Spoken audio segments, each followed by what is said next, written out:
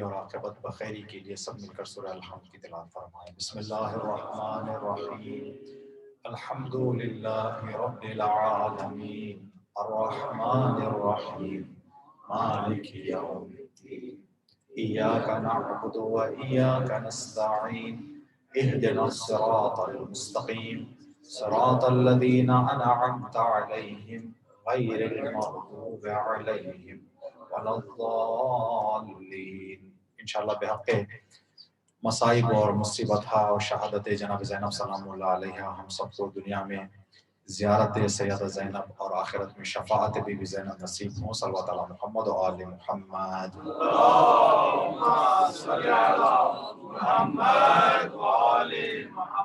اعوذ باللہ من الشیطان الرجیم، بسم اللہ الرحمن الرحیم، الحمد للہ رب العالمین، والصلاة والسلام على خیر الانام وعلى اہل بیتہ الطیبین الطاہرین الذین اذهب اللہ عنہم الرجس وطہرہم تطہیرا۔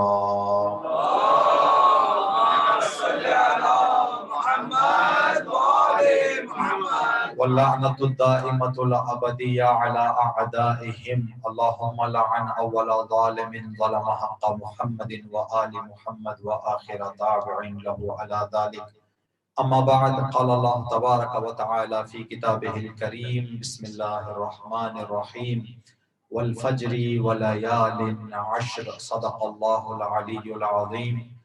اس مجلس کی قبولیت کے لیے، اس لمحے تک جو کچھ ہم نے مجالس انجام دی ہیں، سب کی قبولیت کے لیے مجالس میں شرکت کرنے اور در اہل بیت سے جڑے رہنے، اطاعت اہل بیت میں زندگی بسر کرنے کی توفیق ہماری زندگیوں میں زندگی کے آخری سانس تک اور ہماری نسلوں میں کائنات کے آخری لمحے تک قائم اور دائم رہنے کے لیے صلوات علی محمد و آل محمد۔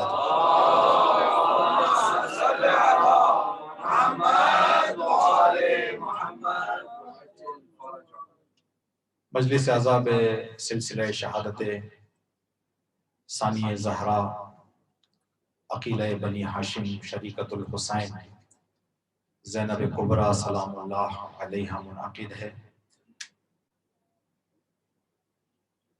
ان ایام میں جو مناسبتیں خواتین کی شہادت سے منسوب تھیں، جیسے بی بی سکینہ سلام اللہ علیہا کی شہادت، ان میں ہم نے عاشور سے ظہور تک کے موضوع کو اس رخ سے دیکھنے کی کوشش کی کہ عاشور میں خواتین کس کردار کے موجود تھے اور ظہور میں خواتین جو ہوں گی وہ کس کردار کے ہوں گی۔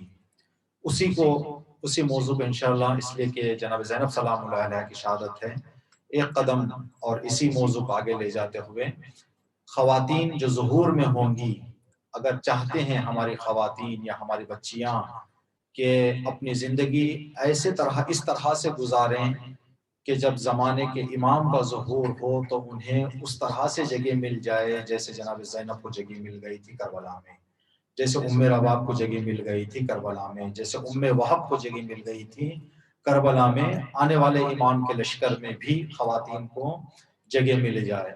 اگر آپ حضرات کے ذہنوں میں بات ہے، روایات کے اعتبار سے جو بتایا گیا ہے روایتوں میں، خواتین جو موجود ہوں گی امام مہدی علیہ السلام کے لشکر میں، وہ 4 طرح کی خواتین ہیں۔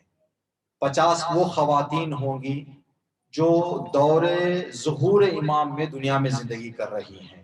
زندہ خواتین میں سے 50 خواتین ایسی ہوں گی جو 313 میں سے 50 صنف نسواں سے تعلق رکھنے والے ہوں گی اور خواتین ہوں گی۔ پوری دنیا سے 313 میں 50 خواتین ہوں گی۔ اس کے علاوہ 13 خواتین کا نام امام نے نام تک ذکر کر دیا کہ یہ وہ خواتین ہیں جو حضرت آدم سے لے کر امام مہدی کے ظہور تک دنیا میں آ کر اپنی زندگی گزار کر چلی گئی ہیں، لیکن ان کا کردار اس معیار کا بلند تھا کہ خداوند عالم نے ان کو امام مہدی کی حکومت کے قابل سمجھ کر وعدہ کیا کہ ان کو قبروں سے اٹھائیں گے اور امام مہدی کی حکومت میں ان کو بھیجا جائے گا۔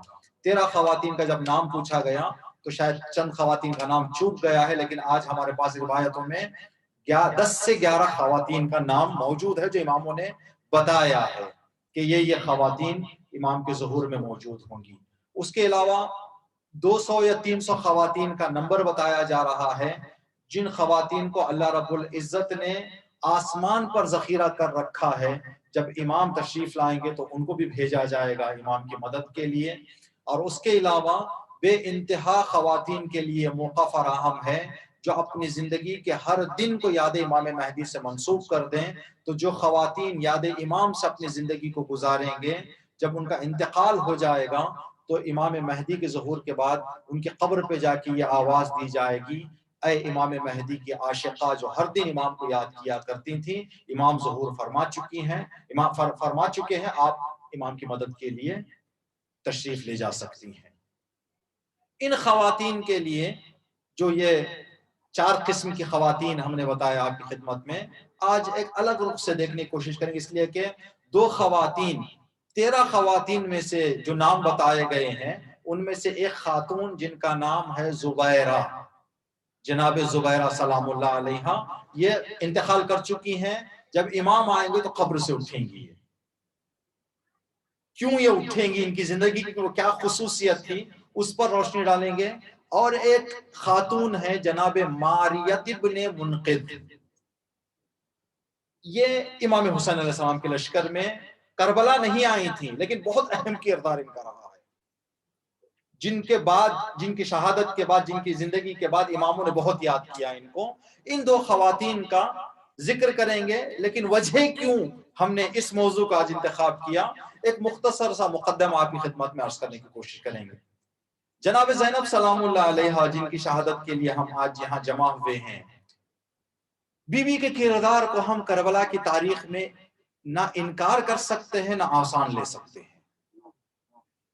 انکار تو دور کی بات، آسان تک نہیں لے سکتے، اس لیے کہ اگر پوری کربلا کو ہم رکھیں، ایک جناب زینب کو ہٹا دیں تو پھر کربلا ادھوری نظر آنے لگے گی۔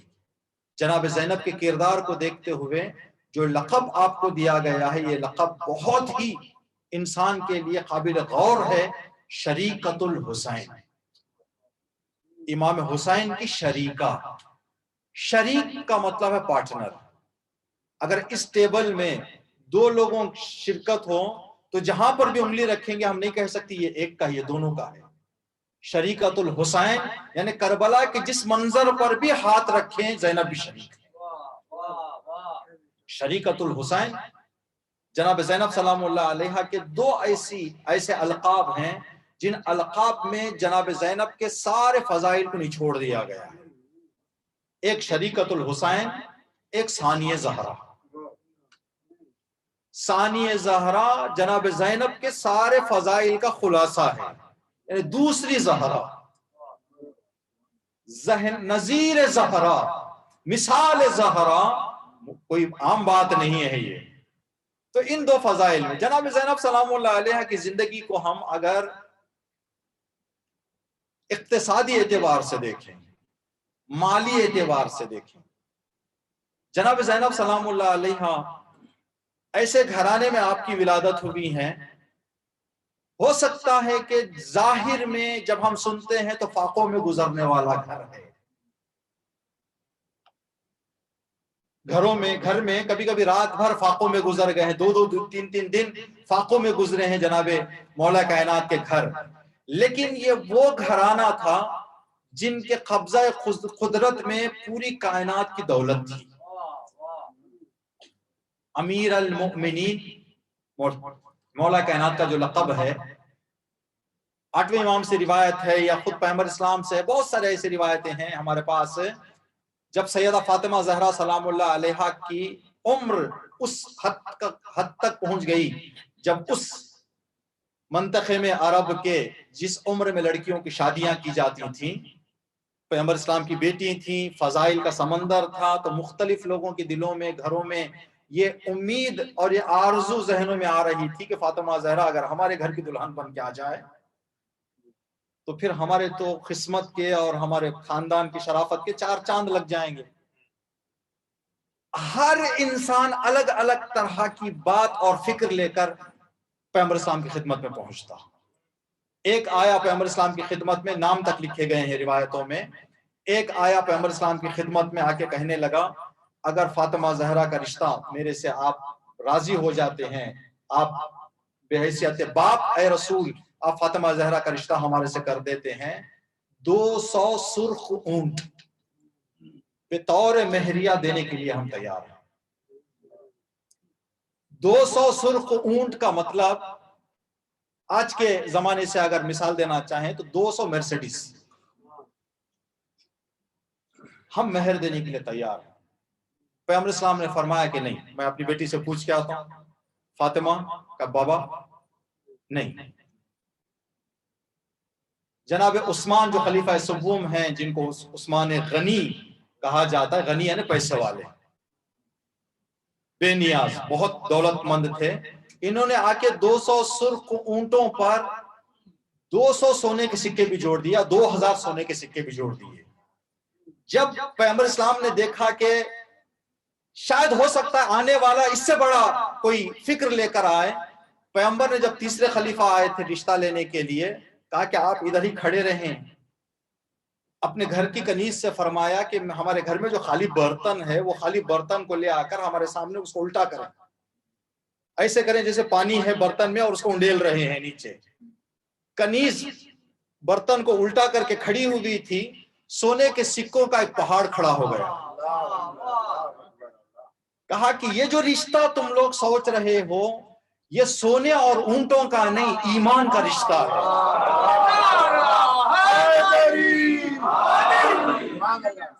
تم لوگوں نے فاطمہ کو پہچانا ہی نہیں۔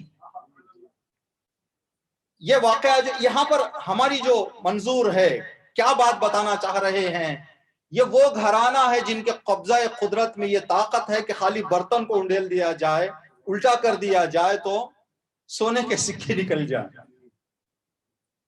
8ویں امام کی خدمت میں ایک شخص آیا، پہنچنے کے بعد بڑا کاروباری تھا امام 8ویں امام کے دور کا، آنے کے بعد سمجھے آج کے حساب سے شاید $1 ملین اس نے امام رضا علیہ السلام کی خدمت میں رکھ کے کہا کہ مولا یہ سہم امام۔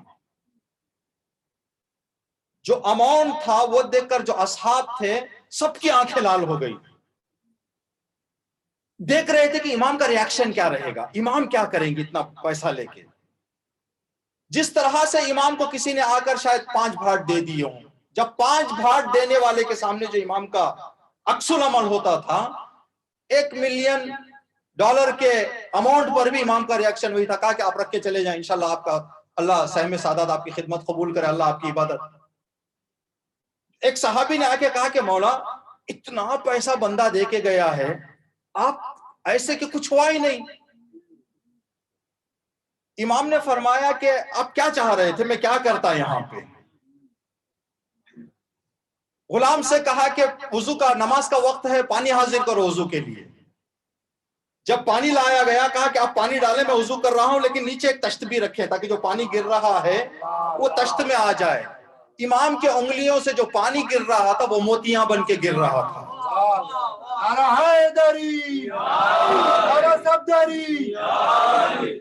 امام نے فرمایا کہ جب ہمارے آنکھوں کے اشارے میں یہ ہے تو یہ کچھ نہیں ہے ہمارے لیے۔ اس خاندان کی تعلق رکھنے والی بی بی زینب سلام اللہ علیہا، گھریلو ماحول دولت کے اعتبار سے جن کے اشارے میں جو چاہے وہ۔ اس کے علاوہ اگر جناب زینب کے شوہر کی بات کریں، جناب عبداللہ ابن جعفر طیار، جناب عبداللہ کم سن تھے جب جناب جعفر طیار شہید ہو گئے۔ پیغمبر اسلام دلاسا دینے کے لیے یتیم گھرانے پہ پہنچے جہاں چھوٹے چھوٹے بچے تھے 3، جناب جعفر کی زوجہ تھیں۔ پیغمبر اسلام نے پہنچ کے فرمایا کہ آج کے بعد آپ کے بچوں کی سرپرستی میں کروں گا۔ اب جناب جعفر کے بچوں کا بڑا خیال کرتے تھے پیغمبر اسلام۔ ایک مرتبہ دیکھا کہ جناب عبداللہ جناب زینب کے شوہر 8-9 سال کا سن ہے، بیٹھ کر راستے میں کچھ کھلونے بنا رہے ہیں۔ پیغمبر نے پوچھا کہ عبداللہ کیا کر رہے ہیں آپ؟ کہا کہ یا رسول اللہ میں چاہتا ہوں کہ کچھ کھلونے بنا کے بچوں کو بیچ دوں، اس سے کچھ پیسہ کماؤں۔ پیغمبر عبداللہ کے اس کام سے اتنا خوش ہوئے، کہا کہ یا اللہ عبداللہ کی زندگی میں کمائی کی برکت دے دے۔ ایک دوسرا بھی موقع تھا جہاں پر پیغمبر اسلام نے دعا کی، جس کے نتیجے میں جناب عبداللہ ابن جعفر کو اپنے دور کا اسخل اسخیا، سخیوں کا سخی لقب ملا، جن کا ایک نمونہ جو روایتوں میں لکھا ہوا ہے، کتابوں میں لکھا ہوا ہے کہ جناب عبداللہ راستہ چل رہے تھے، دیکھا کہ ایک غلام باغ میں کام کرنے والا نوکر جناب عبداللہ گزر رہے ہیں۔ دوپہر کا وقت جب کھانے کا آیا تو دسترخوان بچھا کر بیٹھ گیا۔ جب اپنا توشہ اس نے کھولا کھانے کے لیے، دیکھا کہ سامنے کتا بیٹھا ہوا ہے۔ نوکر نے ایک روٹی کتے کو دے دی۔ جناب عبداللہ اس منظر عجیب لگا، کھڑے ہو کر دیکھ رہے تھے۔ ایک روٹی کھانے کے بعد پھر دوبارہ کتا وہیں پر کھڑا ہوا، اشارہ کر رہا تھا کہ ابھی بھی بھوکا ہوں۔ دوسری روٹی دے دی۔ تیسری روٹی دینے کے بعد دسترخوان بند کر کے اٹھ گیا غلام۔ اس منظر کو دیکھ کر جناب عبداللہ قریب آئے، کہا کہ اے غلام یہ بتاؤ کہ تم نے صبح سے کام کر رہے تھے، خود بھوکے تھے، کیوں تم نے اس جانور کو اپنی غذا دے دی؟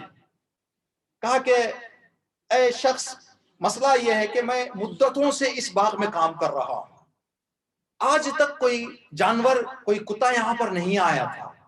مجھے لگتا ہے کہ کسی دوسرے شہروں کا بھٹک کے آ گیا یہاں پہ اور بھوکا ہے، ورنہ میں ہر دن دوپہر کا جب کھانے کے لیے بیٹھتا تھا تو کوئی جانور نہیں آتا تھا، میں آرام سے کھا لیتا تھا اپنی غذا، لیکن آج لگتا ہے کہ یہ کہیں دوسری جگہ کا ہے جو آ گیا ہے۔ کہا کہ اچھا تو آپ کو دن میں آپ کا مالک کتنا دیتا ہے کھانا؟ کہا کہ بس یہ 3 روٹیاں، ناشتہ دوپہر شام 3 روٹیاں، ناشتے کی 1، دوپہر کی 1، شام کی 1۔ پھر آپ کیا کریں گے ابھی؟ کہا کہ کل تک صبر کر لیں گے، کل صبح جو پھر نیا ہمارا حصہ آئے گا تب تک صبر کر لیں گے۔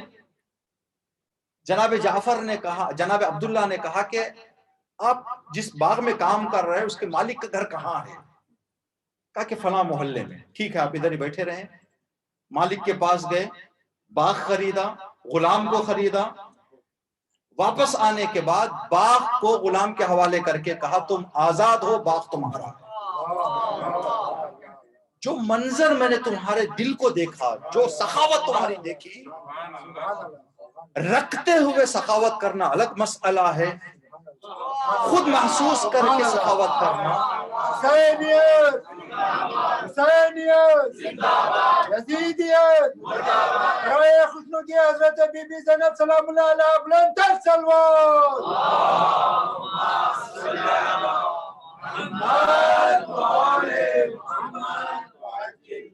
شوہر اس معیار کا سخی اور اتنا دولت مند، گھرانہ وہ جناب زینب سلام اللہ علیہ اس درمیان جو زندگی کی ہیں آپ، بچپن سے ایک واقعہ، تقریباً آپ 4 سال کی تھی بی بی زینب سلام اللہ علیہ، اس وقت کا ایک واقعہ کتابوں میں لکھا ہوا ہے، شاید آدمی فضائلی رخ سے بھی پڑھے تو آنکھوں سے آنسو نکل جائیں گے۔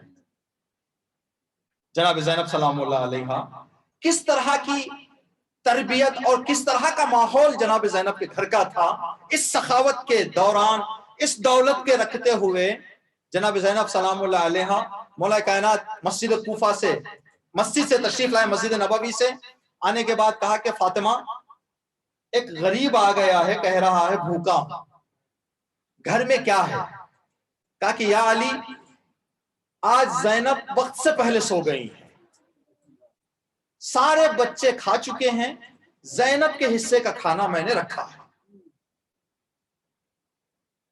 اب اگر یہ کھانا فقیر کو دے دیا جائے یا تو فقیر کا پیٹ سیر ہوگا یا تو زینب سلام اللہ علیہ اگر اٹھ جائیں۔ 4 سال کی بچی کہتے ہیں کہ کمرے کے اندر سے آواز دی، اماں میں صبح کھا لوں گی، فقیر کو خالی نہ لوٹائیں۔ 4 سال کی عمر میں جو کردار جناب زینب سلام اللہ علیہ، اب اسی کردار کو آپ کربلا کے بعد جب شام سے رہا کر دیا گیا قافلہ، بشیر کے کو ساتھ کیا گیا اور یہ حکم دیا گیا کہ اچھا برتاؤ کیا جائے، تکلیف نہ دیں۔ پورے راستے میں ذرہ برابر تکلیف دیے بغیر جب قافلہ مدینہ پہنچ گیا، مدینہ پہنچ کر بشیر نے کہا کہ مولا امام سجاد، میں خداحافظی کر کے واپس شام جا رہا ہوں، جو ذمہ داری مجھے دی گئی تھی میں نے اس ذمہ داری کو نبھا دیا ہے۔ جناب زینب نے آواز دی، بیٹا سجاد بشیر سے کہو رک جا، بشیر کو جانے نہ دیں۔ جناب امام سجاد نے کہا بشیر تھوڑی دیر کے لیے رک جاؤ، کچھ بات آپ سے کرنی ہے۔ بشیر رک گئے تو اتنے میں کیا دیکھا کہ گٹھری جو جواہرات سے بھری ہوئی ہے، زیورات سے بھری ہوئی ہے، جناب زینب نے امام سجاد کے حوالے کر کے دے کے کہا کہ یہ بشیر سے کو دے کر کہو جو آپ نے خوبی راستے میں کی ہے اس کا صلہ ہے۔ یہ کب؟ یہ جب کربلا سے مدینہ پہنچے ہیں، اس گھرانے میں اور اس جناب زینب سلام اللہ علیہ۔ تو یہاں سے ہم کیا نتیجہ لے سکتے ہیں؟ نتیجہ یہ لے سکتے ہیں کہ کربلا میں موجود خواتین اور کربلا سے تعلق رکھنے والی خواتین میں کچھ اگر غریب تھے تو کچھ مالدار بھی تھے، مالدار خواتین تھیں، جن دو کا ابھی آپ کی خدمت میں مثال ہم عرض کرنا چاہیں گے۔ ایک یہ جو لفظ مالدار ہے، مالدار لفظ کو اگر ایک زاویے سے ہم نے دیکھنے کی کوشش کی، مال یعنی پیسہ، دار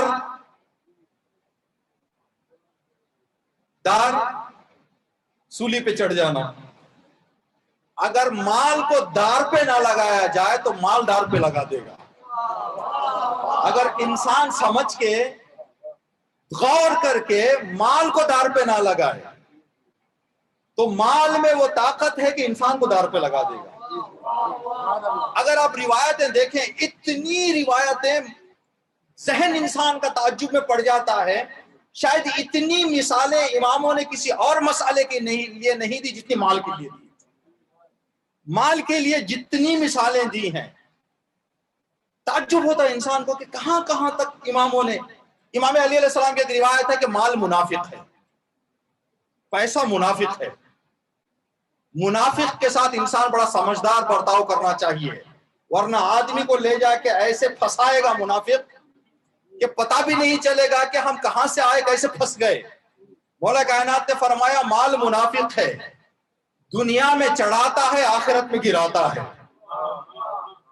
دنیا میں چڑھا دیتا ہے انسان کو، جتنا اوپر چڑھاتا ہے اتنی ہی زیادہ شدت کے ساتھ آخرت میں لے جا کے گرا دیتا ہے۔ یہ منافق ہے مال۔ پیغمبر اسلام نے ایک اور مثال میں فرمایا کہ مال جب انسان کے پاس آ جاتا ہے تو اس کے ایمان کے لیے ایک مثال جو پیغمبر اسلام نے دی، کہا کہ دو بھوکے بھیڑیوں کو گوسفندوں کے ایک گلے میں بھیج دیا جائے۔ دو بھوکے وحشی بھیڑیوں کو گوسفندوں کے گلے میں بھیج دیا جائے تو کیا حال کر دیں گے؟ وہ سارے زخمی کر کے سب کا حال بے حال کر دیں گے۔ پیغمبر اسلام نے فرمایا کہ انسان کے ایمان کے لیے درندے بھیڑیے سے خطرناک مال ہے۔ یہ مال اس طرح سے انسان کے ایمان کو چھلنی کر دے گا کہ آدمی پھر اس سے واپس آنے میں اس کو شاید وقت لگ جائے یا نہ آ پائے۔ چھٹے امام سے روایت امام جعفر صادق علیہ السلام سے،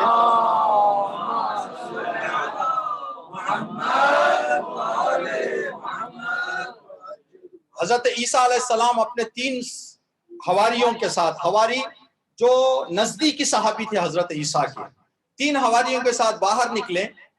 راستہ چلتے چلتے سڑک کے کنارے 3 سونے کے سکے پڑے ہوئے تھے، 3 سونے کے سکے پڑے ہوئے تھے۔ حضرت عیسیٰ نے فرمایا کہ یہ لوگوں کی جانیں لے لیں گے سکے، ہی ایسا لوگوں کی جان لے لیتا ہے۔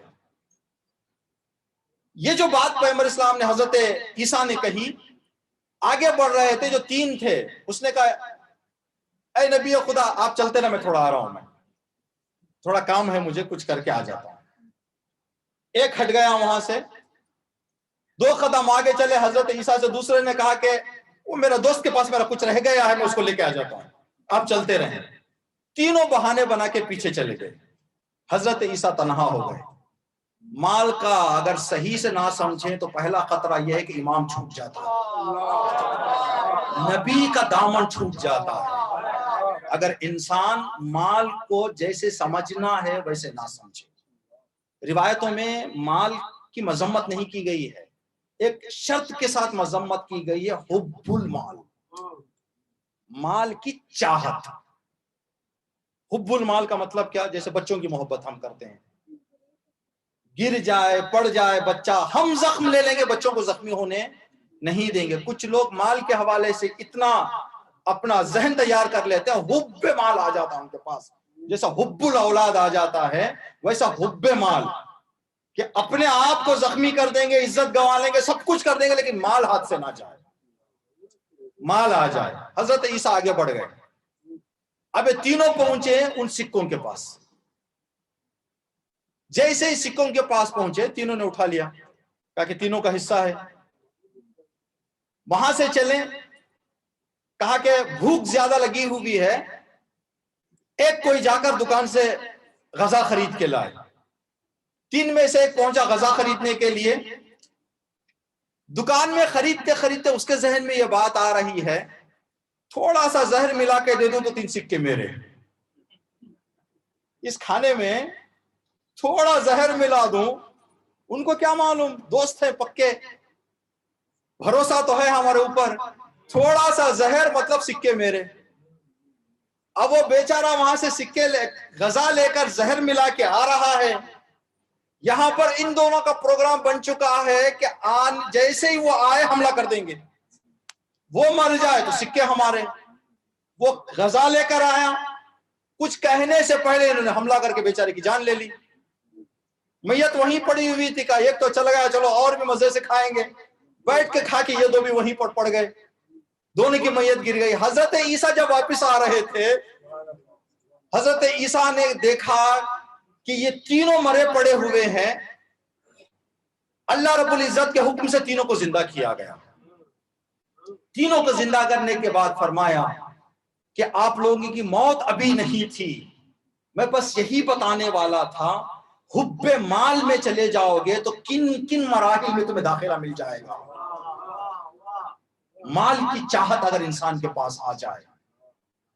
کربلا میں ایسا نہیں ہے کہ جتنے تھے سارے کے سارے ضعیف طبقے کے تھے, نہیں, مالدار طبقے سے بھی تھے. لیکن ان حضرات نے کس طرح سے اپنے آپ کو ذہن تیار کیا, جس کے نتیجے میں اماموں نے ان کو بہت یاد کیا ہے. 2 خواتین کا نام لیں گے, ایک 13 میں سے خواتین جناب زبیرہ, اور ایک جو کربلا میں نہیں تھیں لیکن ابھی آپ کی خدمت میں عرض کریں گے. تو کربلا کے لیے انہوں نے کیا تیار کر کے دے دیا, جناب ماریہ بنت منقذ, عبدیہ سعدیہ لقب دیا گیا ان کو. امام حسین جب مکے سے نکلے ہیں, بصرہ کو خط لکھا امام نے, اے بصرے والوں, میں یزید کے خلاف قیام کر چکا ہوں, جو بھی مجھے امام مانتا ہے وہ میری مدد کے لیے میرے ساتھ آ جائے, مکے میں میرے سے ملاقات کرے یا میرے ساتھ مل جائے. جیسے ہی بصرے کو خط پہنچا, بصرے کے حالات اور وہاں کا جو گورنر تھا یزیدی حکومت کا, اس کی سختی کی وجہ سے لوگ کسی ایک جگہ جمع ہونے کی جرأت نہیں کرتے تھے. جناب ماریہ نے کہا کہ خطرہ میں مول لوں گی, گھر میرے گھر میں آ کر امام حسین کے لیے جو بھی آپ پروگرام کرنا چاہتے ہو, میرا گھر تیار ہے. جناب ماریہ نے اپنا گھر دے دیا. جو بھی امام حسین علیہ السلام کے مدد کے لیے نکلنے کا ارادہ کرتا تھا, جو مرکز جو بتایا کہاں جمع ہونا ہے, ماریہ کے گھر, کہاں جمع ہونا ہے, ماریہ کے گھر. جناب ماریہ کے گھر جمع ہوتے تھے. گورنر کو خبر ہوئی تو پابندی لگا دی کہ کوئی ماریہ کے گھر نہیں جا سکتا. اب جناب ماریہ لوگوں سے خبر لیتی تھی جو آتے تھے گھر میں جناب ماریہ کے, ان سے پوچھتی تھی کہ کیا ارادہ ہے, جانا ہے یا نہیں جانا ہے آپ کو. ایک کہتا تھا کہ جناب ماریا ہم جانا چاہ رہے ہیں لیکن میرا 5000 قرض ہے، 5000 دینار میرا قرض ہے، 5 لاکھ بھاٹ میرا قرض ہے، میں کیسے چھوڑ کے جاؤں، قرض کا کیا ہوگا؟ ایک کہتا تھا میں جانا چاہتا ہوں لیکن میرے پاس گھوڑا نہیں ہے، ایک کہتا تھا میں جانا چاہتا ہوں میرے گھر میں فلاں مشکل ہے، میرے گھر والوں کے لیے خرچے کا پیسہ نہیں ہے۔ جناب ماریا سلام اللہ علیہ کہتے ہیں کہ یہ وہ بی بی تھیں جس کے 3 بیٹے جنگ صفین میں مولا کائنات کے ساتھ شہید ہو چکے تھے۔ ان کا شوہر جنگ صفین میں امام علی علیہ السلام کے ساتھ شہید ہو چکا تھا، تنہا تھی، کوئی نہیں تھا ان کے شوہر کی کمائی تھی جس کا ورثہ ان کو جو ملا تھا، اچھی خاصی دولت تھی، ایک رات میں اپنی پوری جائیداد بیچ کر گٹھریاں باندھ کے اپنے گھر میں رکھ لیا۔ جناب ماریہ بنت معوذ نے اب جو طریقہ انہوں نے اپنایا، گھر کے دروازے کے باہر بیٹھ کے اتنا شدت سے نالے کرتے ہوئے، فریاد کرتے ہوئے آنسو بہاتی تھی کہ جو محلے کے لوگ تھے، جو پہچاننے والے تھے، وہ آ جاتے تھے۔ مثال کے طور پر فرض کریں کہ انسان کے گھر کی کوئی عورت کسی مسئلے میں پریشان ہو، گھر کے کمرے میں آنسو بہا لے تو بچے اس کو دلاسا دے لیں گے، لیکن اگر کوئی عورت راستے میں آ کر آنسو بہانا شروع کر دے، اب یہاں گھر والوں تک کی بات نہیں رہے گی، پڑوس والے بھی آ جائیں گے، حال پوچھیں گے کہ کیا ہو گیا ہے۔ اگر کوئی عورت مین روڈ پر آ کر رونا شروع کر دے، ان کا جو گھر تھا وہ بصرہ کے مین روڈ پہ تھا، راستے میں آ کے بیٹھ کے گریہ ازاری شروع کر دیتی، لوگ آتے حالات کو دیکھتے ہوئے، اے ماریا کیا کسی نے آپ کو تکلیف دی، کیا کسی نے آپ کو پریشان کیا، کیا کسی نے آپ کو اذیت پہنچائی؟ تو جو جملہ کہتی تھی، میں اپنے غم کے لیے نہیں رو رہی ہوں لوگوں، بصرے والوں، امام حسین کا خط آیا ہے مدد کے لیے، کوئی فاطمہ کے لال کے لیے مدد کو نہیں نکلتا یہاں سے؟ کوئی کیا تمہیں نہیں معلوم کہ رسول کا نواسا ہے، فاطمہ کا بیٹا ہے، تمہاری غیرتیں کیا ہو گئیں؟ یہ گریہ جو جناب ماریا کا تھا، تو آ کر پہلے تو لوگ ڈر گئے تھے، لیکن جب اتنا، تو بہت سارے لوگوں نے آ کے کہا کہ جب ایک خاتون اتنا جذبے کا اظہار کر رہی ہے تو ہم بھی کیا جواب دیں، آئندہ نسلوں کو کیا بتائیں؟ ایک آیا جناب ماریا کے پاس، کہنے لگا میرے پاس گھوڑا نہیں ہے، پیسوں کی ایک تھیلی حوالے کرتی، کہتی یہ گھوڑا لو، چلو کربلا، میرا قرض ہے، تمہارا قرض کتنا ہے؟ 5 لاکھ، میں ادا کر لوں گی، نکلو کربلا۔ جو نعرہ تھا ان کا تاریخ میں لکھا ہوا ہے، خذوا ھذا المال منی واذهبوا لنصرت مولائی الحسین، جو نعرہ تھا پیسے رکھ کر ہاتھ میں، بصرے والوں پیسہ لو، جس کو ضرورت ہے میرے مولا کی مدد کو چلے جاؤ، میرے مولا کی مدد کو چلے جاؤ، فاذهبوا لنصرت مولائی الحسین۔ جناب ماریا کربلا نہیں گئی، جو شہدائے کربلا کی تاریخ اور فہرست جو لکھی ہوئی ہے، 9 شہیدوں کو گھر سے پہنچایا ہے۔ آج 72 میں سے 9 شہداء وہ ہیں جو جناب ماریا کے کہنے پر نکلے ہیں۔ یہ کیا چیز تھی، یہ کیا منظر تھا، دولت مند تھیں۔ اس سے جو بات ہم دیکھ سکتے ہیں وہ یہ کہ انسان اگر اپنی صلوات علی محمد و آل محمد،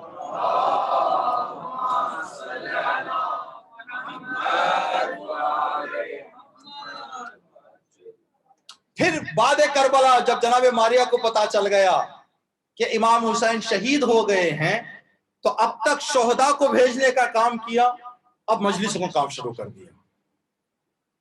جب تک زندہ تھی صرف اور صرف زبان پر جو فریاد، جو مقصد تھا، وہ امام حسین کے غم کو اور امام حسین کے عزا کو بصرے کے گھر گھر تک پہنچانا۔ آج آپ عراق جائیں، عراق کے کچھ شہروں کے مومنین امام حسین کی خدمت کے لیے مشہور ہیں کہ فلاں شہر والے بہت زیادہ خدمت کرتے ہیں، جن میں سے ایک بصرہ والے ہیں۔ اس کا اثر کہاں تک جائے گا، کہاں ہے اس کا پیچھے اگر ہم دیکھتے جائیں؟ جناب ماریا کی دولت کا صحیح استعمال، شہداء کربلا کے لیے شہیدوں کو بھی بھیجا، اصحاب امام حسین تیار کر کے بھیجے، دوسری طرف سے بصرے والوں کی جو آج عادت بن گئی ہے خدمت عزاداران امام حسین، جناب ماریہ کا صدقہ ہے۔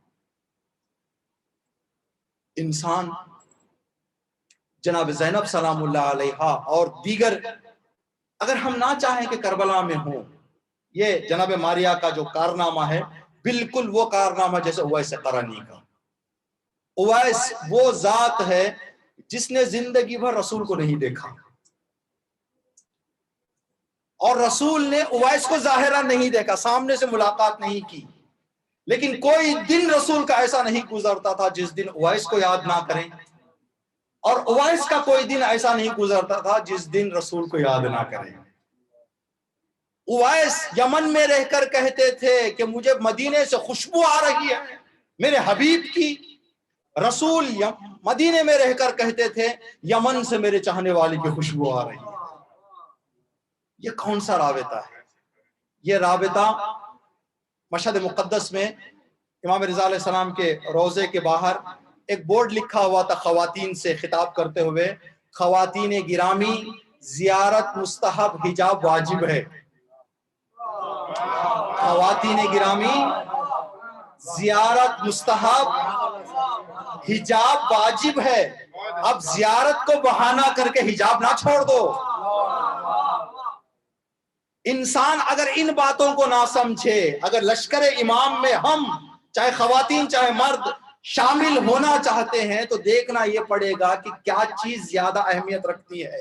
امام سجاد علیہ السلام مبلغ کربلا، جو کربلا کے مبلغ تھے، جنہوں نے انتشار دیا کربلا کو اپنی گریا سے، امام نے فرمایا خداوند عالم کو وہ مستحب اور کبھی پسند ہی نہیں ہے جس مستحب کو انجام دینے کے لیے واجب کا گلا گھونٹا جائے، جس مستحب کو انجام دینے کے لیے واجب کا گلا گھونٹ دیا جا رہا ہے۔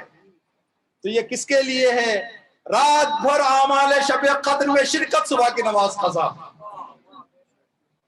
یہ امام سجاد فرما رہے ہیں کہ یہ اعمال خدا کو پسند ہی نہیں ہے کہ جو انسان مستحبات کو انجام دے کر اتنا تھک جائے کہ واجب چھوٹ جائے۔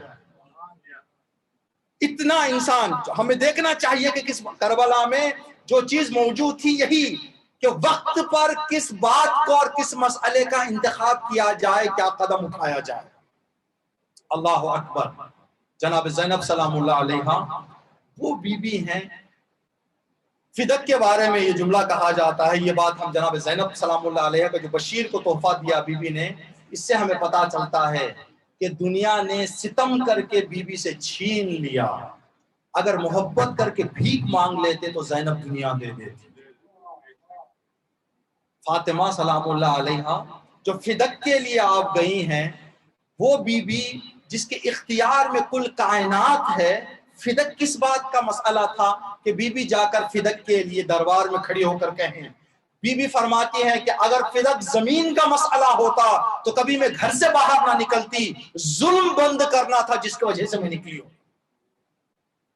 اگر آج میں نہ نکلتی تو کل حکومتوں کے لیے یہ اختیار مل جاتا کہ لوگوں کی جائیدادوں کو زبردستی چھین لیا جائے، کوئی اعتراض نہیں کرے گا۔ میں حق برپا کرنے کے لیے اور حق کو بچانے کے لیے میں باہر نکلی۔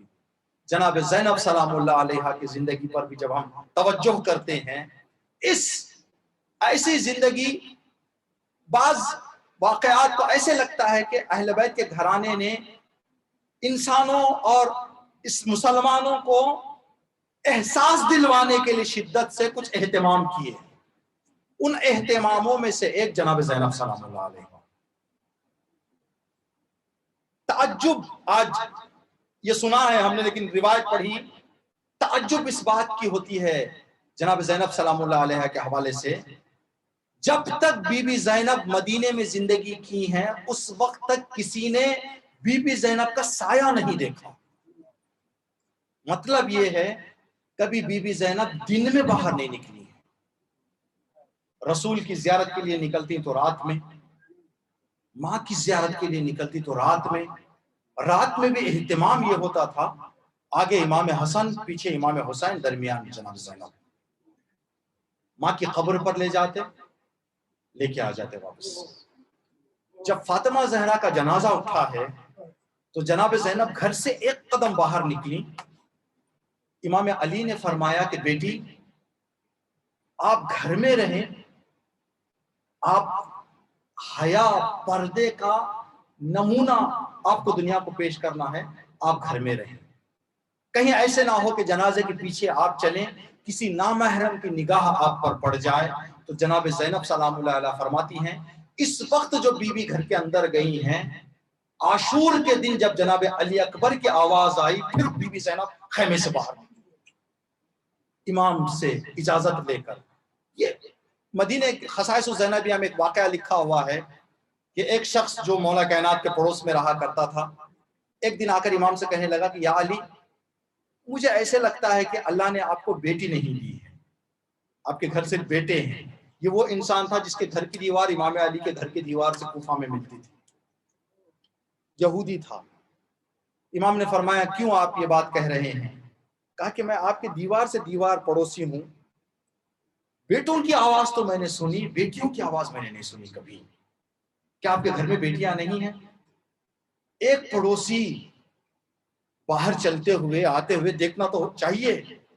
کتنا جناب زینب کے پردے کا اہتمام کیا گیا ہے کہ مولا کائنات فرماتے ہیں کہ اے شخص اتنا جان لے کہ جناب زینب سلام اللہ علیہا جب گفتگو کرتی ہیں تو مجھے دھیان سے سننا پڑتا ہے کہ کیا کہنا چاہتے ہیں. آواز اتنی دھیمی رکھتی ہیں کہ مجھے غور سے سننا پڑتا ہے. اب اس بات کو سننے کے بعد اسی کوفہ میں جناب زینب اسیر ہو کر آئے تو کیا عالم ہوا وہ جناب زینب کا. مرحوم دولابی ایک عارف تھے, انتقال کر گئے. انہوں نے جناب زینب کا ایک لقب جو ہم لوگ سلام مرثیہ میں پڑھتے ہیں, ابھی ایک بچہ پڑھ رہا تھا, زینب حزین من. حزین, حزن, حزین اس منظر کو کہتے ہیں عربی میں. جناب دولابی نے مثال دی ہے, جناب زینب گریہ نہیں کرتی تھی, جناب زینب حزن رکھتی تھی. حزین اس لیے زینب حزین. حزین کس کو کہتے ہیں؟ حزین اس کو کہا جاتا ہے, سمجھے ایک غبارے میں, بلون میں ہوا بھر لیں, جب اس کا دہان, اس کا سرا بند کر لیا جاتا ہے, ہوا پوری بند ہے اندر لیکن نکلنے کے لیے تڑپتی رہتی ہے. اس منظر کو کہتے ہیں حزن عربی میں. کہا جناب زینب کا دل غموں سے بھرا ہوا تھا, بس ایک کوئی مل جاتا جناب زینب کو جس سے درد دل کر لیتی تو جناب زینب کا دکھ پھٹ جاتا. پورے واقعے میں مدینہ کربلا سے شام, شام سے کربلا, کربلا سے مدینہ, بہت ہم نے دیکھا کہ کہاں پر جناب زینب کا یہ غم پھٹا ہے. جب جناب زینب مدینہ پہنچی, اون محمد کے مصلی پر بیٹھی ہوئی تھی, جناب زینب نے جناب فضہ سے فرمایا تھا, اما فضہ میں کچھ دن آرام کرنا چاہتی ہوں, مدینے کی خواتین سے کہہ دیں کہ پرسہ دینے کے لیے گھر تشریف نہ لائیں, پھر میں بتاؤں گی کہ جب اجازت مل جائے گی تو تشریف لائیں, ہم استقبال کریں گے. جناب فضہ نے حکم کی تعمیل میں مدینے کے پڑوس میں جناب زینب کے گھر کے اعلان کر دیا کہ جب تک آپ کو بتایا نہ جائے آپ جناب زینب کے گھر تشریف نہ لائیں. جناب فضہ گھر کے دروازے پر پہرا دے رہی ہیں, اتنے میں کیا دیکھا کہ کوئی دستک دے رہا ہے. جناب فضہ نے فرمایا کون؟ کہا کہ میں زینب کی کنیز ہوں, زینب کی کنیز ہوں. کہا کہ بی بی نے فرمایا ہے کہ کسی کو اندر آنے نہ دیا جائے, اب مہربانی کریں جب آپ کو بتا دیا جائے گا اس وقت تشریف لائیں. تھوڑی دیر کے بعد پھر دستک دی گئی. کہا کون؟ کہا میں زینب کی کنیز ہوں, مجھے ایک مرتبہ مل لینے کی اجازت مل جائے. بی بی زینب سے جا کے کہہ دیں کہ آپ کی کنیز آئی ہوئی ہے. کہتے جناب زینب مصلوں کے قریب بیٹھی ہوئی تھی اون محمد کے. جناب فضہ نے آ کر کہا کہ سیدانی ایک خاتون آئی ہوئی ہے, دروازے کے پیچھے کھڑی ہوئی ہے, جو یہ کہہ رہی ہے کہ زینب کی کنیز ہے. میں نے آپ کا پیغام پہنچایا تو دوسری مرتبہ, تیسری مرتبہ بھی وہ کہہ رہی کہ آپ تک یہ بات پہنچا دی جائے, آپ اجازت دیں گی. جناب زینب نے فرمایا فضہ جا کر دروازہ کھول دو. میں سمجھ گئی کہ کون آئی ہے. کہا بی بی کون ہے؟ جا کے دروازہ کھول دو, ام البنین آئی ہوئی ہے. پورے مدینے میں کوئی نہیں کہتا ہم کنیز زینب ہیں، صرف ام البنین کہتی ہے۔ جناب زینب مصلی سے اٹھ کر باہر نکلی، ادھر سے دروازے سے ام البنین اندر آئی۔ یہاں پر جو منظر بی بی فضہ بتاتی ہے وہ جناب زینب کا حزن پھٹ گیا ہے، گلے لگ گئی اماں ام البنین۔ میں کیا بتاؤں آپ کو، میں نے آنکھوں سے دیکھا ہے میرے عباس کا جنازہ، میں نے اپنے آنکھوں سے دیکھا ہے حسین کا نوکے نیزہ پر سر۔ کہتے دونوں بیویاں اتنا آنسو بہائی۔ جناب فضہ فرماتی ہے کہ ایک طرف جناب زینب خشکا کر گر گئی، ایک طرف جناب ام البنین سلام اللہ اکبر۔ جہاں فضائل میں جناب زینب کے خلاصے کو دو لقب میں دے دیا گیا ہے، ثانی زہرا اور شریکت الحسین، جناب زینب کے پورے مصائب کو بھی دو لقب میں جوڑ دیا، خلاصہ کر دیا گیا ہے، ایک زینب حزین، ایک ام المصائب۔ جناب زینب ام المصائب، زینب ام المصائب، مصیبتوں کی ماں۔ مصیبتوں کی ماں کا مطلب یہ ہے بچہ جہاں پر بھی جائے دنیا کے جس کونے میں بھی، آخر جہاں پر جا کر انسان کو سکون ملتا ہے وہ ماں کی گود ہو۔ کہتے کربلا اور شام کی جتنی مصیبتیں تھیں ساری کی ساری مصیبتیں جناب زینب کی گود میں آ جاتی تھیں۔ زینب کی گود، زینب کا وجود، جناب زینب کا دل سارے کربلا کی مصیبتوں کا مرکز بن گیا تھا۔ اللہ اکبر۔ کون زینب؟ وہ زینب جس کی ولادت کے بعد مولا کائنات جب قریب آئے، رسول اللہ کو خبر دی گئی، یا رسول اللہ، اللہ نے مجھے پہلی بیٹی عنایت کی ہے، تو رسول گھر تشریف لائے، جناب زینب کو گود میں لیا، کانوں میں اذان اور اقامت کہیں، مولا کائنات غور سے دیکھ رہے ہیں، اے رسول اللہ زینب آنکھیں کیوں نہیں کھولتی؟ رسول خدا نے فرمایا میں اس کا راز جانتا ہوں، حسین کو بلایا جائے، حسین قریب آ جائے۔ مولا امام حسین چھوٹے ہیں، قریب تشریف لائے، جناب زینب کو امام حسین کے سامنے رکھا گیا، زینب نے آنکھ کھول کر، زینب کی آنکھوں نے حسین کو دیکھا، حسین کی آنکھوں نے زینب کو دیکھا۔ اس کے بعد ایک لمحہ زندگی کا یا ایک دن زندگی کا جناب زینب کے ایسے نہیں گزرا جس دن زینب نے حسین کو نہ دیکھا ہو۔ شرط رکھی گئی شادی میں، عبداللہ میں تمہاری دلہن بننے کے لیے تیار ہوں، لیکن ایک شرط کے ساتھ کہ حسین سے مجھے جدا نہ کیا جائے، ہر دن حسین سے ملاقات کی اجازت دی جائے۔ جناب ام سلمہ فرماتی ہیں جناب زینب جب دلہن بن کر عبداللہ کے گھر گئی، دوسرے دن میں ملاقات کے لیے پہنچی، میں نے دیکھا کہ زینب بیٹھ کے آنسو بہا رہی ہیں۔ میں نے کہا بی بی ابھی تو آپ کی زندگی کی پہلی خوشی ہے، آپ کیوں آنسو بہا رہی ہیں؟ کہا اماں ام سلمہ 2 دن ہو گئے حسین کو نہیں دیکھا، 2 دن ہو گئے میں نے حسین کو نہیں دیکھا۔ پیغام پہنچانے کے لیے جناب ام سلمہ امام حسین کے گھر تشریف لائی تاکہ بتائیں، ادھر دیکھا کہ حسین زانوؤں میں سر رکھے ہوئے آنسو بہا رہے ہیں۔ مولا آپ کس لیے آنسو بہا رہے؟ میں 2 دن سے زینب کو نہیں دیکھا۔ اب اس منظر اور اس محبت کو اپنے ذہن میں رکھنے کے بعد اس منظر کو تصور کریں جب بھائی اور بہن بچھڑ رہے ہوں گے تو کیا عالم رہا ہوگا۔ علامہ مجلسی رحمت اللہ علیہ مجلس پڑھنے کے لیے جا رہے تھے، خواب میں کیا دیکھا؟ جناب سیدہ تشریف لائی ہیں، مجلسی میرے زینب کا دکھ بھرا مصائب پڑھ دو میں سن لوں گی۔ کہا بی بی کون سا مصائب؟ ہاتھوں میں رسن باندھنے کا کہ نہیں مجلسی، کہا حسین کے قتل کا نہیں مجلسی، کہا بی بی آپ بتا دیں کہ وہ کون سا مصائب ہے؟ کربلا کا سب سے دردناک مصیبت وہ تھی جب بھائی بہن سے بچھڑ رہے تھے۔ مجلسی اس مصائب کو پڑھ لو، میں زینب کا دکھ بھرا مصائب سننا چاہتی ہوں۔ اجرکم اللہ۔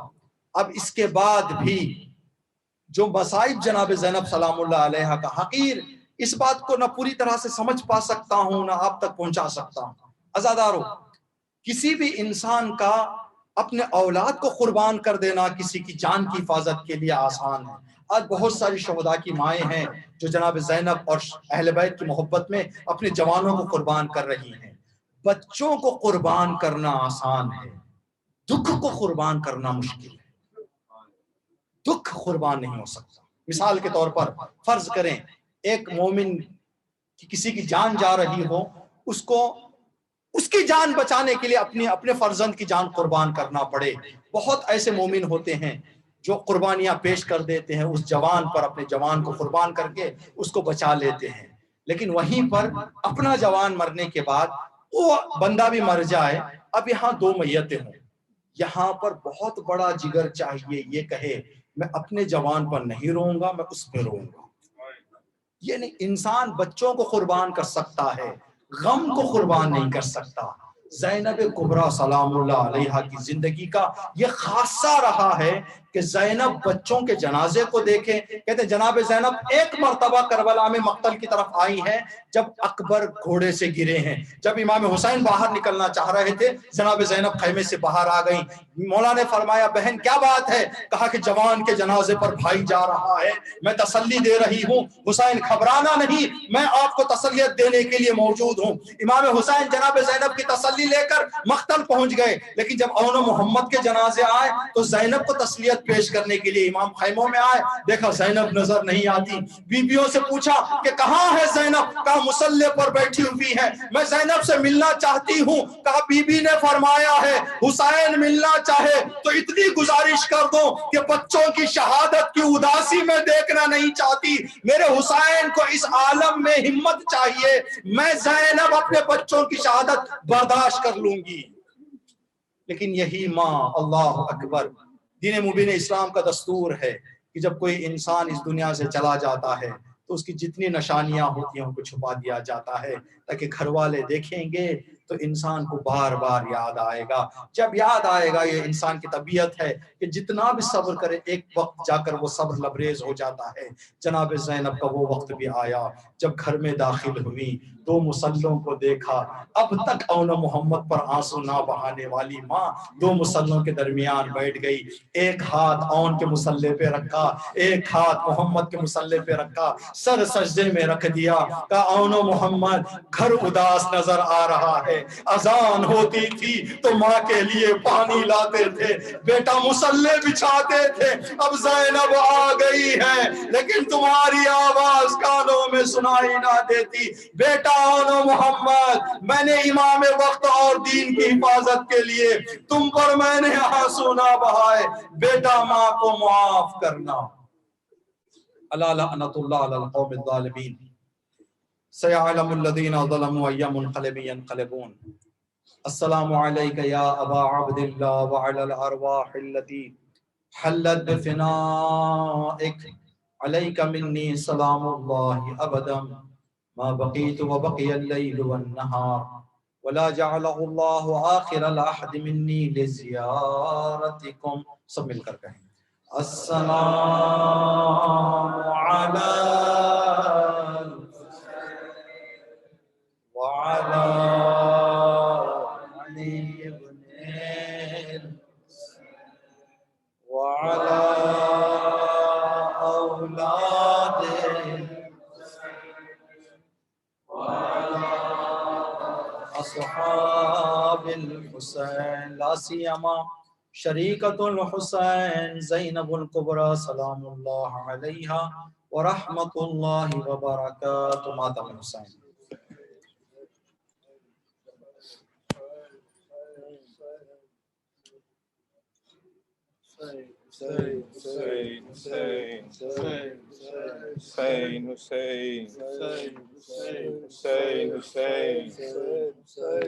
یا حسین یا حسین یا حسین یا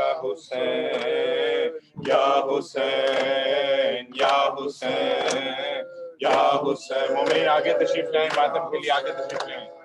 یا حسین یا حسین یا حسین یا حسین یا حسین یا حسین یا حسین. حیا علی خیر العمل حیا علی خیر العمل حیا علی خیر العمل حیا علی خیر العمل. ہے زینب ہے شاہ ہائے ہائے زینب ہائے ہائے شام ہائے ہائے زینب ہائے ہائے شام بازار کے منظر کو اور اپنے کھلے سر کو بھولی نہیں میں بازار کے منظر کو اور اپنے کھلے سر کو بھولی نہیں میں بازار کے منظر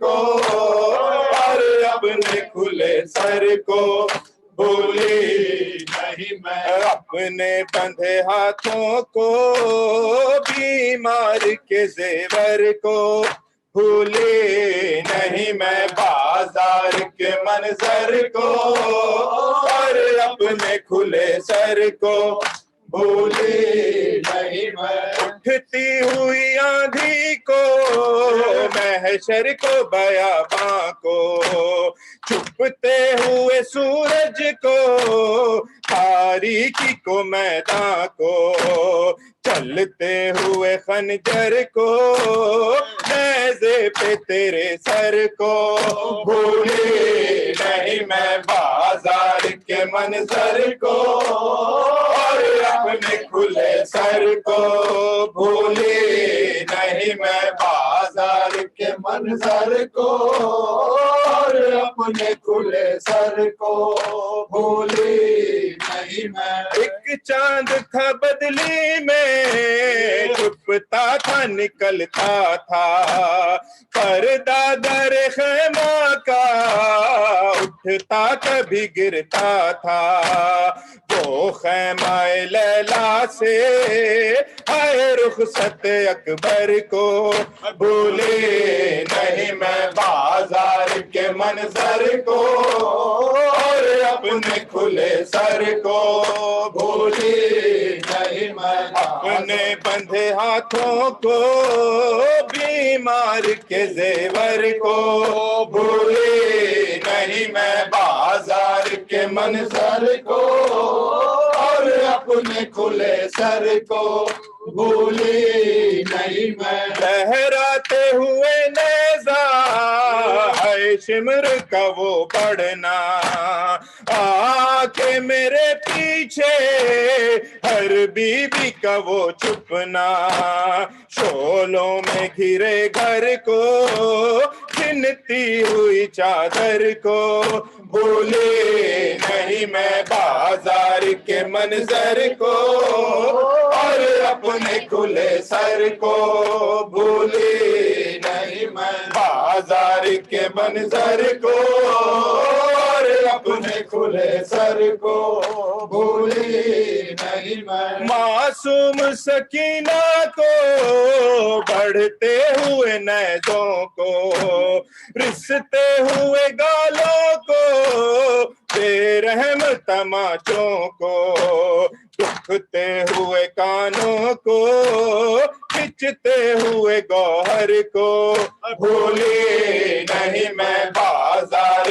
کے منظر کو اور اپنے کھلے سر کو بھولی نہیں میں بازار کے منظر کو اور اپنے کھلے سر کو بھولی نہیں میں ہے آج بھی وہ گریا ہے آج بھی وہ زاری ہے آج بھی پتھر کے سینے سے لہو جاری روتے ہوئے پتھر کو پتھر پہ رکھے سر کو بھولے نہیں میں بازار کے منظر کو اور اپنے کھلے سر کو بھولے نہیں میں زینب ہے شام ہائے ہائے زینب ہے شام ہے زینب ہے شام ہے زینب ہے شام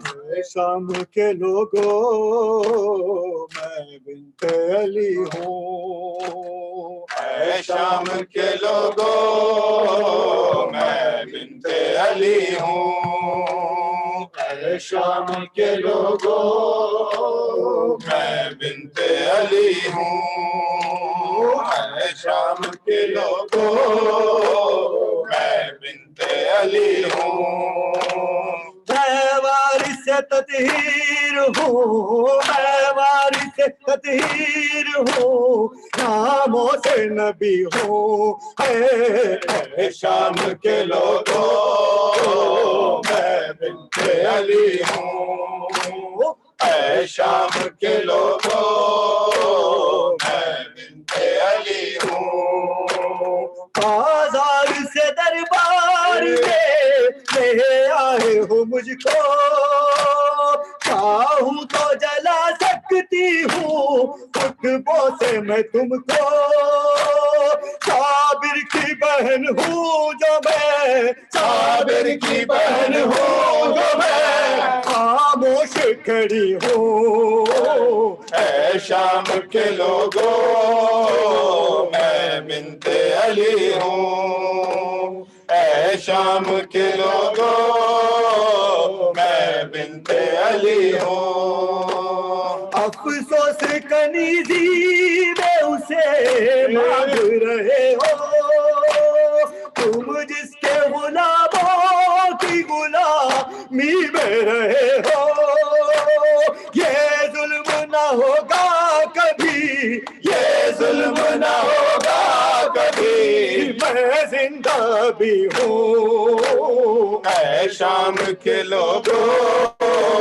میں بنت علی ہوں، اے شام کے لوگوں میں بنت علی ہوں، تم اپنے پیغمبر کو اگر دیکھنا چاہو، نیزے پہ جو یہ سر ہے اسے غور سے دیکھو، ہم شکل پیغمبر ہے یہ، ہم شکل پیغمبر ہے یہ، میں اس کی پھوپھی ہوں، اے شام کے لوگوں میں بنت علی ہوں، اے شام کے لوگوں میں بنت علی ہوں، اور اس سے کٹن وقت کا کیا ہوگا میرے معبود، فضا کے طرف دار ہے دربار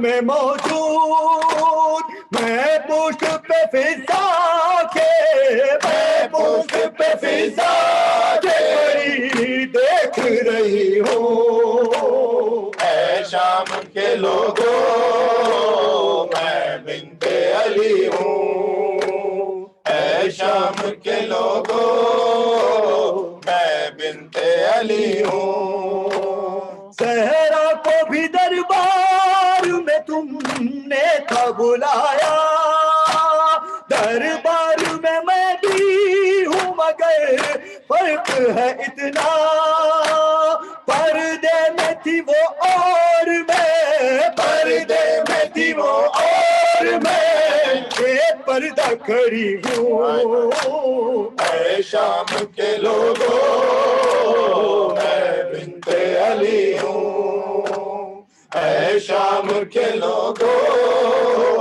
میں بنت علی ہوں، ہونے لگی دربار میں مشترکہ اذانیں، ہونے لگی دربار میں مشترکہ اذانیں، ریحان ادھر نام نبی گونجا فضا میں، بی بی نے کہا فخر سے، بی بی نے کہا فخر سے، میں جیت گئی ہوں، اے شام کے لوگوں میں بنت علی ہوں، اے شام کے لوگوں میں بنت علی ہوں۔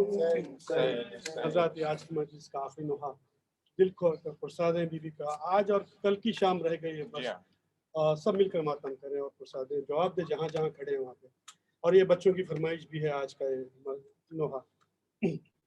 میں راہ شام سے گزری ہوں بے رضا بابا، میں راہ شام سے گزری ہوں بے رضا بابا، اسیر ظلم ہوں روتی ہوں بے رضا بابا میں راہ شام سے گزری ہوں بے رضا بابا میں راہ شام سے گزری ہوں بے رضا بابا بے کفن تیرا اسلام میری داد دے کر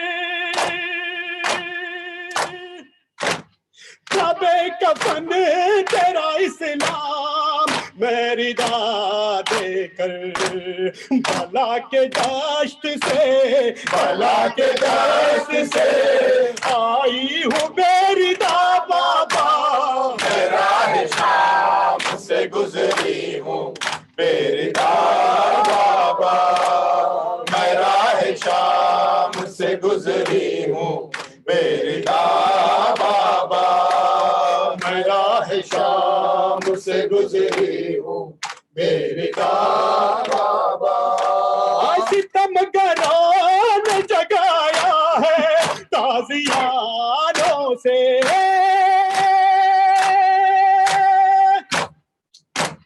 ستم گران جگایا ہے تازیانوں سے جو تھک کے راہ میں جو تھک کے راہ میں سوتی ہوں میری دا بابا میں راہ شام سے گزری ہوں بے رضا بابا میں راہ شام سے گزری ہوں بے رضا بابا میں راہ شام سے گزری ہوں بے رضا بابا ارے تو جو در لگاتے ہیں میرے عابد کو تو جو در لگاتے ہیں میرے عابد کو میں دل کو تھام کے میں دل کو تھام کے روتی ہوں میری دا بابا میں راہ شام سے گزری ہوں بے رضا بابا میں راہ شام سے گزری ہوں بے رضا بابا میں راہ شام سے گزری ہوں بے رضا بابا سفر کی خاک نے بالوں کا کر لیا پردہ